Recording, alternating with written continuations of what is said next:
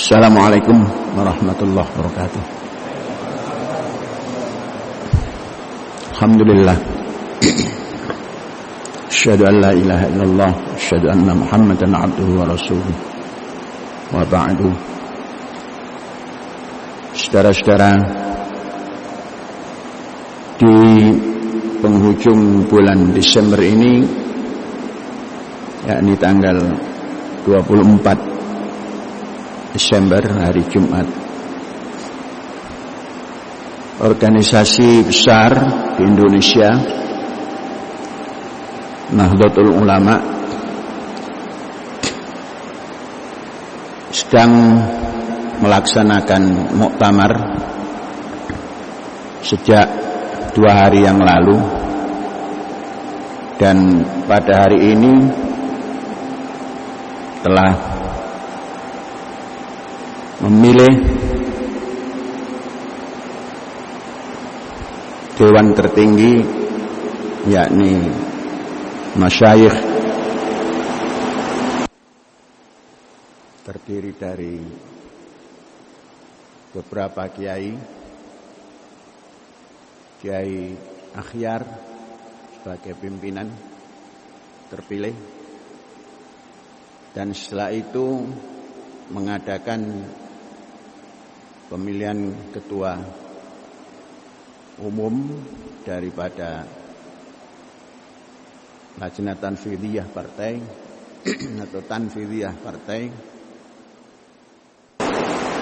dengan sistem yang sangat demokratis, dan terpilihlah generasi baru setelah Kiai Akil Sirot, yakni terpilih dalam panggilan harian Gus Yahya Khalil Saquf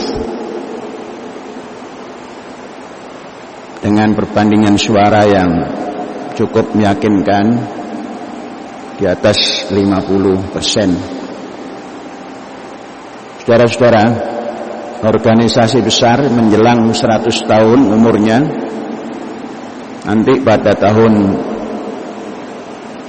26 di tanggal 31 Januari genap 1 abad. Kalau kita menilik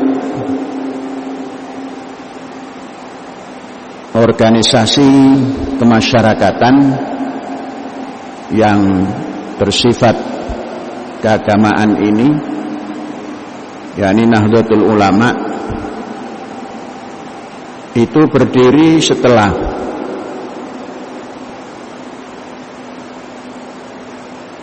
tokoh yang kemudian dinamakan pendiri, salah satu pendiri, yakni Hadratus Syekh Hasyim Asy'ari, telah mendirikan lembaga pendidikan, yakni di tahun 1899 lembaga pendidikan ma'had atau pesantren atau pondok Tebu Ireng.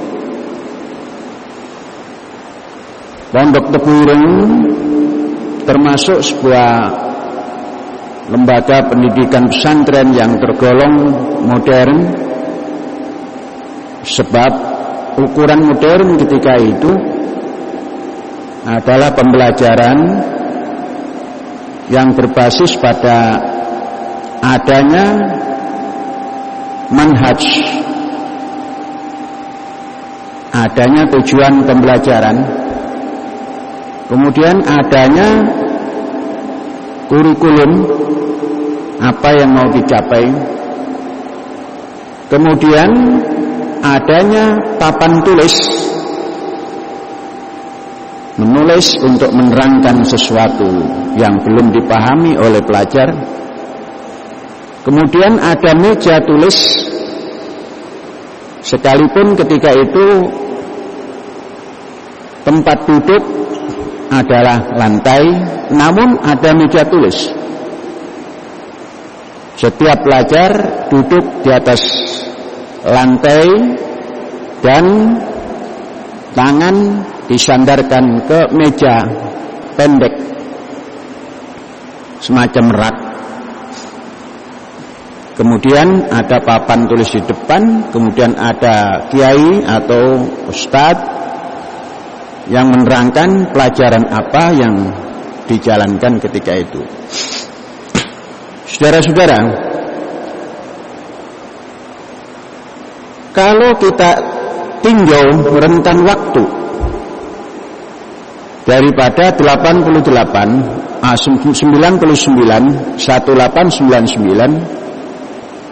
kepada Januari, persis 31 Januari 1926,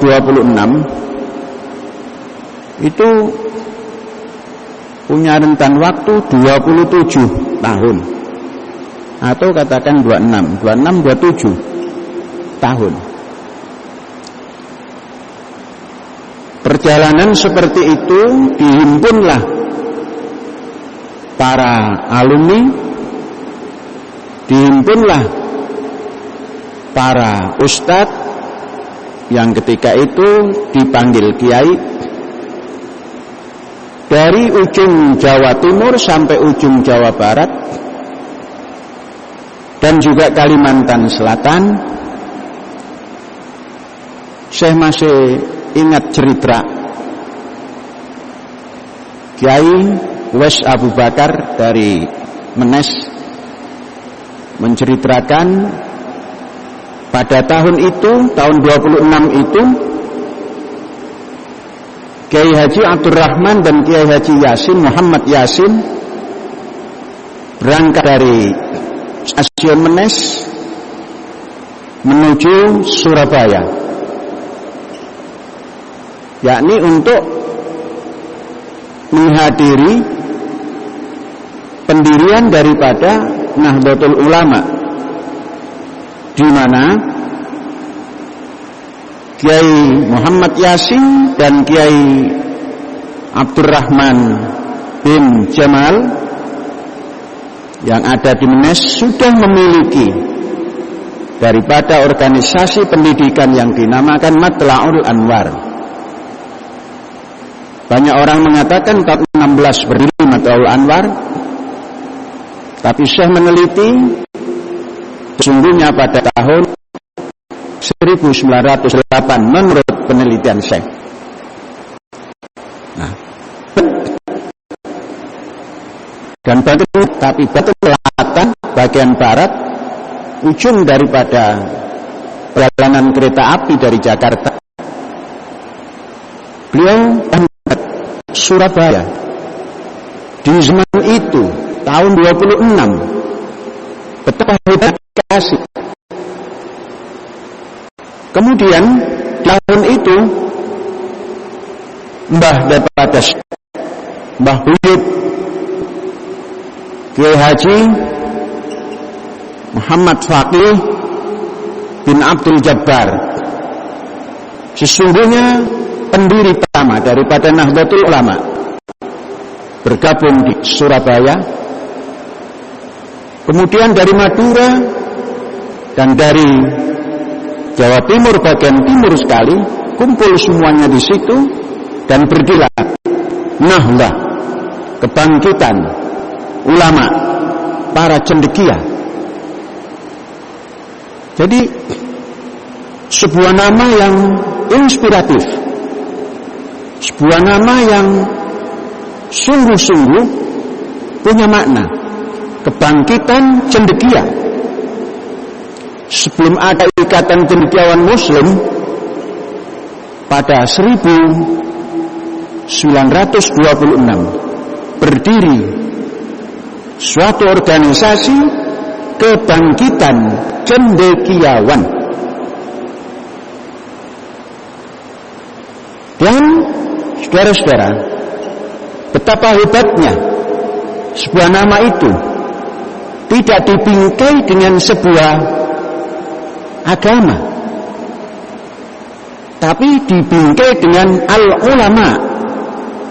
Karena para kiai ketika itu memahami daripada pembelajarannya, al-ulama itu identik dengan risalah kenabian.